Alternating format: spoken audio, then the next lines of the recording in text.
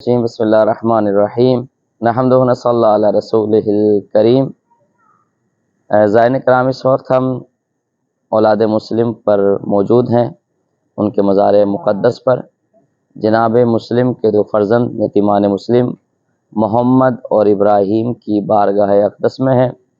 دونوں یتیموں کی زیارت محمد اور ابراہیم جن کا نام ہے، اور بڑی دعائیں قبول ہوتی ہیں یہاں پر۔ ایسے یتیموں کے بارے میں بڑی روایت اور حدیث وارد ہوئی ہیں، اور جو خاندان اہل بیت علیہ السلام کے یتیم ہیں تو ان کی شان کیا ہوگی، ان کا مرتبہ کیا ہوگا۔ جب امام حسین السلام نے جناب مسلم نقیل کو سفیر بنا کر بھیجا تو ان کے ساتھ یہ دو بیٹے بھی گئے، کوفہ پہنچے۔ پوری تاریخ آپ کے سامنے ہے۔ اور جب شہادت کا مرحلہ قریب آیا تو اس وقت کیا ہوا، جناب مسلم نے وصیتیں کی کہ میری 3 وصیتیں ہیں کہ میں یہاں پر آیا تھا، مقروض ہو گیا ہوں، میرے گھوڑے اور زرہ کو بیچ کے میرے قرضے کو ادا کر دیا جائے۔ اور دوسری وصیت یہ ہے کہ میں نے اپنے آقا حسین کو خط لکھ دیا ہے کہ آپ کوفہ تشریف لے آئیں، ان کو منع کر دیں کہ اب کوفے کے حالات بہتر نہیں ہیں۔ تیسری وصیت یہ ہے کہ میرے 2 بچے میرے ساتھ تھے، محمد ابراہیم، مجھ سے وہ میرے نونہال بچھڑ گئے ہیں، وہ اگر مل جائیں تو ان کو مدینہ پہنچا دینا۔ اس کے بعد ظلم کی تاریخ دہرائی گئی۔ جناب مسلم کے سر و تن میں جلاد نے جدائی کی، لاشیں کو دارالعمارت سے زمین پر پھینکا گیا۔ جناب عباس علیہ السلام مولا حسین کے ساتھ جب آ رہے تھے تو امام حسین نے کوفے کی جانب دیکھ کر کہا السلام علیکم مسلم نقیل۔ ایک مرتبہ رونا شروع کیا تو جناب عباس نے پوچھا آقا خیریت تو ہے؟ میرے بہنوئی کی خیر ہے، مجھے اجازت دیں میں کوفہ جا کر ان کی مدد کروں۔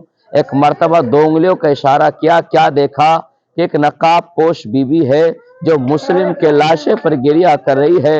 عباس تم نے پہچانا نہیں، یہ ہماری ماں فاطمہ زہرا ہے۔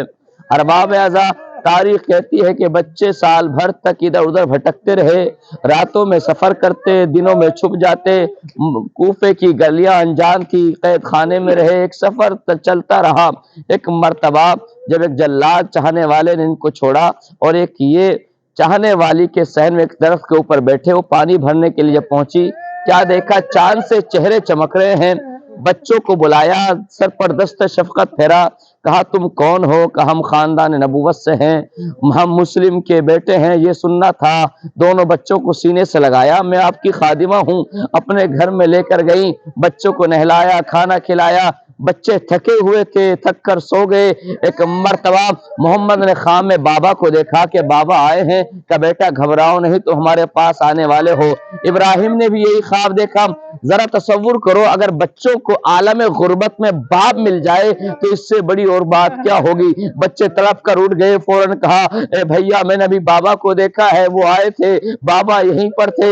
اب تاریکی کے عالم میں بچوں نے رونا شروع کیا تو حارث ملعون نے ان بچوں کی آواز کو سنا، فوراً کمرے میں پہنچا، زلفوں کو کھینچتا ہوا نہر فرات کے قریب لایا، چاہتا ہے کہ سر و تن میں جدائی کرے۔ محمد آگے بڑھے کا خبردار، ارے جن کے گھر میں بڑے ہوتے ہیں ان کے بچوں کو نہیں مارا جاتا۔ ایک مرتبہ ابراہیم کی طرف بڑھا، ایک مرتبہ محمد نے کہا خبردار، ارے جن کے گھر میں چھوٹے ہوتے ہیں ان کے بڑوں کو ذبح نہیں کیا جاتا۔ ایک مرتبہ تاریخ کہتی ہے کہ بچوں نے 2 رکعت نماز پڑھی، جلاد نے تلوار کو کھینچا اور سر و تن میں جدائی کی، محمد کے لاشے کو فرات میں پھینکا۔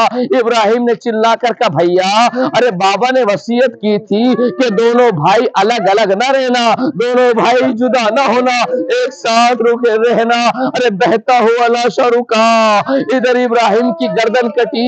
ارباب اعضاء، ابراہیم کا لاشا، دونوں بھائی آپس میں ملے، بہتے ہوئے جب اس جگہ پر پہنچے جہاں پر آپ زیارت کے لیے آئے نا، اس جگہ کا نام مسیب ہے۔ مسیب ایک کسان کا نام تھا۔ اس کے خواب میں جناب فاطمہ آتی ہے اور کہتی ہے مسیب تم آرام سے سو رہے ہو، میرے بچوں کے لاشیں فرات میں پڑے ہوئے ہیں، وہ اپنے خانوادے کے ساتھ گیا، دونوں لاشوں کو نکالا، اس جگہ لا کر دفن کر دیا۔ میں کہوں گا اے محمد ابراہیم، ارے تم پر مصیبتیں ٹوٹی ہے لیکن تمہیں دفنانا نصیب ہے۔ ہمارا سلام ہو زینب کے نونہال ہونو محمد پر۔ ارے دونوں بھائیوں کے لاشیں زمین پر پڑے ہوئے تھے، کوئی دفنانے والا نہیں۔ ہدیہ کریں دونوں بھائیوں کو محمد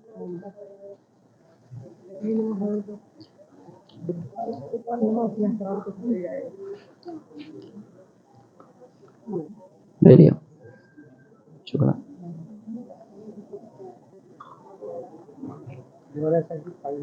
بالکل حضور، بالکل جلدی سے جی ہاں، دو ہدیہ کر دیں ان کو۔ بس انجن اسٹارٹ کر لیں، اسٹارٹ کر لیں انجن جلدی سے۔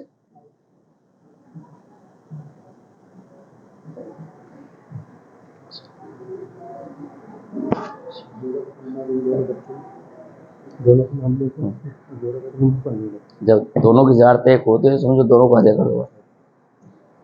رونق سیدنا ان شاء اللہ اللہ کرے، اللہ فیصل، جزاکم اللہ۔ یہ محمد کی قبر ہے، ادھر کونے میں ابراہیم کی ہے۔